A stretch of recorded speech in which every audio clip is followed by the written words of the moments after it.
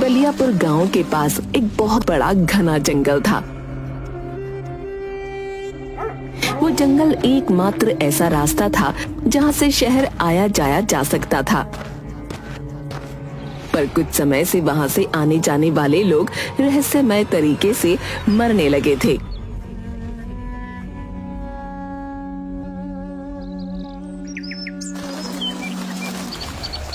अरे चंदन, तूने सुना? चंदनपुर गांव का जुगनू पिछले 4 दिन पहले शहर गया था, पर उसका अभी तक कोई ठिकाना ही नहीं है। हाँ, आजकल तो जंगल में कोई भी जाता वापस फिर नहीं आता। अब जाने कौन सी आफत आने वाली है। ऐसा तो नहीं कि जंगल में कोई जंगली जानवर आ गया है? अरे हाँ भाई, वैसे भी आजकल जंगल में बहुत ही अजीब अजीब तरह की आवाज आती है। पर क्या करें भाई, शहर आने जाने का सिर्फ एक ही तो रास्ता है। एक दिन रतन अपनी साइकिल से शहर अपने काम पर जा रहा था। बस किसी तरह जंगल का रास्ता निकल जाए। जल्दी चल रतन, जल्दी। तभी उसे एक जंगली जानवर की आवाज सुनाई दी।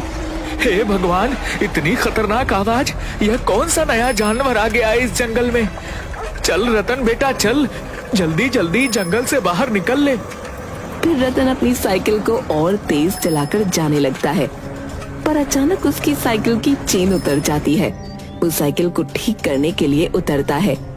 अब जल्दी जल्दी साइकिल को ठीक कर लेता हूँ, नहीं तो जाने वह जानवर मेरा क्या हाल करेगा। वो साइकिल को ठीक करता है। उसी वक्त पीछे से कोई आकर पकड़कर उसके कंधे से उसका सारा खून पी जाता है। पास से बसंत और चंदन गुजरते हैं। रतन को देखकर बसंत और चंदन रतन के पास जाते हैं। अरे भाई, यह तो रतन है ना? हे भगवान, उस जानवर ने इसे भी मार डाला। फिर दोनों उसे उठाकर गांव ले जाते हैं।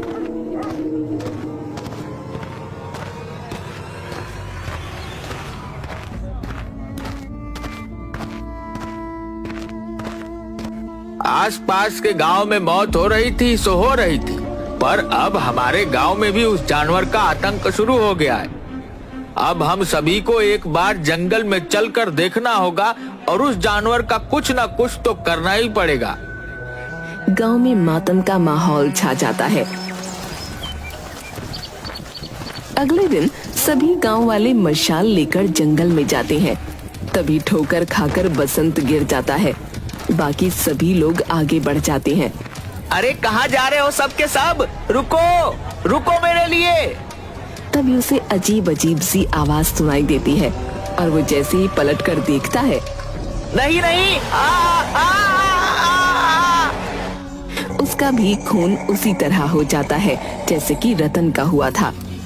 जब गांव के सभी लोग वापस आते हैं तो बसंत की लाश को देखते हैं। अरे यह क्या? बसंत, बसंत, उठ जा बसंत भाई, उठ जाओ। अरे लगता है उस जानवर ने बसंत भाई को भी मार डाला। हे भगवान, ये कौन सा जानवर होगा जो इतनी बेरहमी से इंसानों का खून पी जाता है? मुझे तो बहुत डर लग रहा है। फिर सभी लोग गांव चले जाते हैं।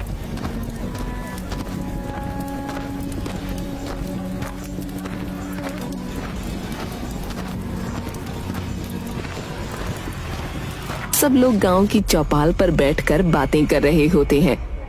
मुखिया जी, अब तो हमारे गांव में भी मौतें होना शुरू हो गई हैं।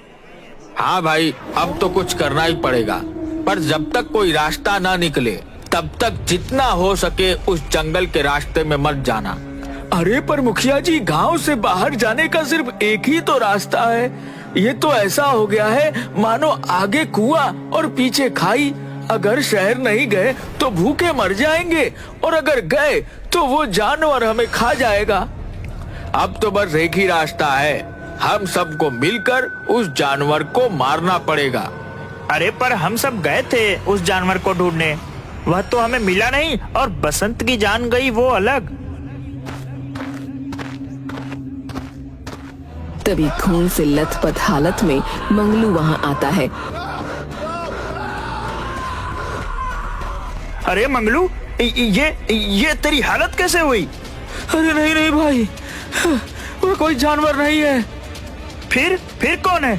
अगर कोई जानवर नहीं है तो बता मुझे, मैं अभी उसका छठी का दूध निकाल कर आता हूँ। अरे भाई, वो तेरा छठी सातवीं सभी का दूध निकाल देगा। क्या मतलब?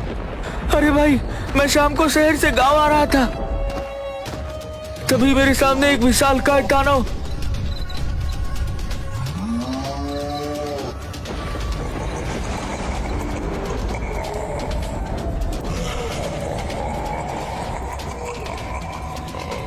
नहीं नहीं, क्या कहूँ उसे मैं, मुझे तो कुछ समझ नहीं आ रहा। उसका सर इंसान का और शरीर जानवर का, उसके लंबे लंबे दांत, उन्हीं दांतों से वह इंसानों का खून पी जाता है। उसने मुझे पकड़ लिया और इतना कस कर पकड़ा कि मैंने खुद को बचाने के लिए मेरी पूरी ताकत लगा दी थी, फिर भी मैं उसके चंगुल से बच नहीं पाया। पर पता नहीं कोई चमत्कार कहूँ या कैसे कहूँ, क्या कहूँ, मैं जैसे तैसे बचकर वहां से निकल आया हूँ। वह बहुत ही ताकतवर था, हाँ बहुत ही ज्यादा ताकतवर। तभी वहाँ पर एक पागल औरत आ जाती है जो चिल्लाती है, वो आ गया, वो फिर से आ गया, अब तुम सबको मार डालेगा, हम में से किसी को नहीं छोड़ेगा, कोई नहीं बचेगा, वो किसी को नहीं छोड़ेगा, हाँ तुम सब मरोगे, सबके सब मरोगे। ऐसा कहकर वहाँ से वो जाने लगती है और जोर जोर से हंसने लगती है।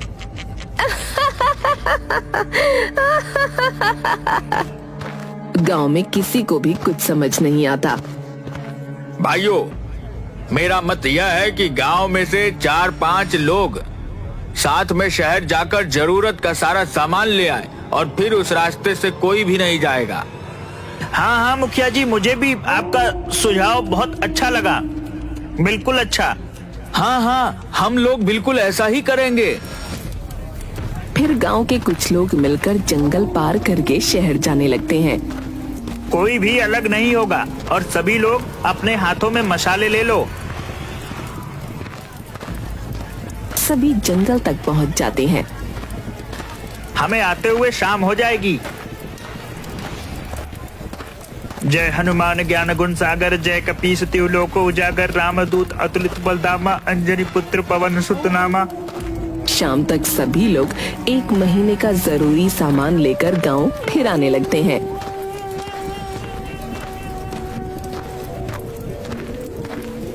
आते समय सभी लोगों के सामने एक विशाल काय आदि मानव आकर खड़ा हो जाता है। अरे भाई, लगता है कि ये वही आदि मानव है जिसके बारे में मंगलू ने बताया था, जो सबका खून पी जाता है। अब वो हमें भी खा जाएगा।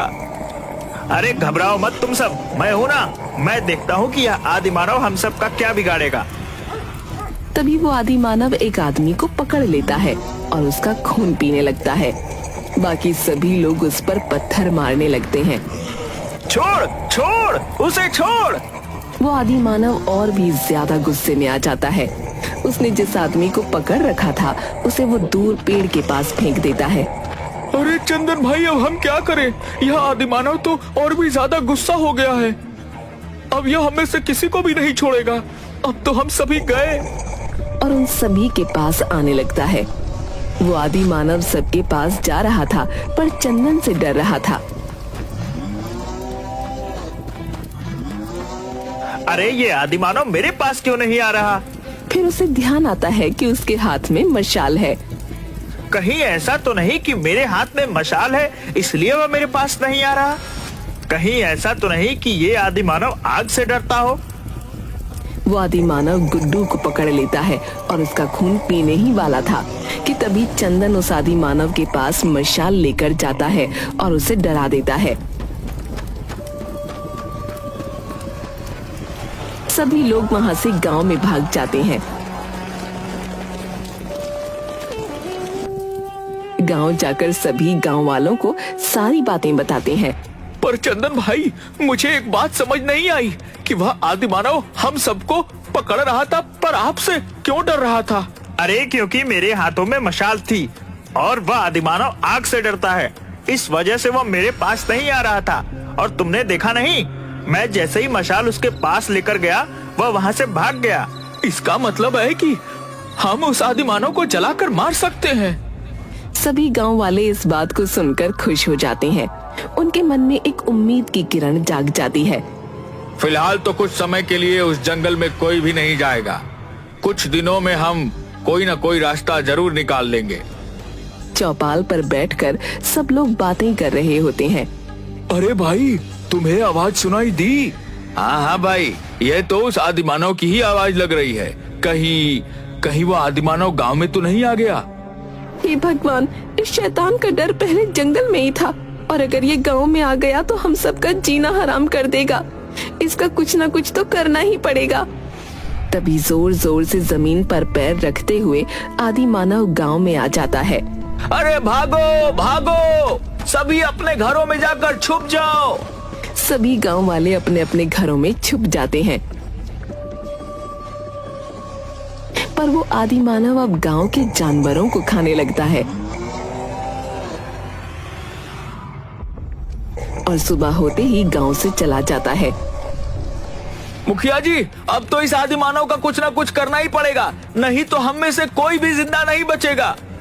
हाँ हाँ, तुम बिल्कुल सही कह रहे हो। अगली शाम को भाई चंदन, लगता है वो आदिमानव आज फिर आएगा। अब तो वह हमारे गांव के जानवरों को भी मार कर खा रहा है। अब वह हम में से किसी को भी नहीं छोड़ेगा।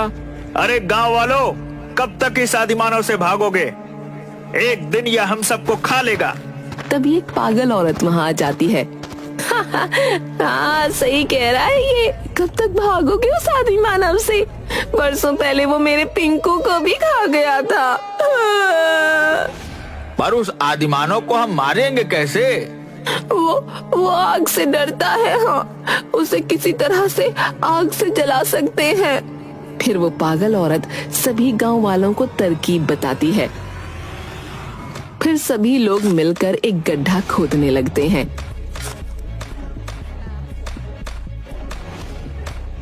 सभी लोग गड्ढा खोद लेते हैं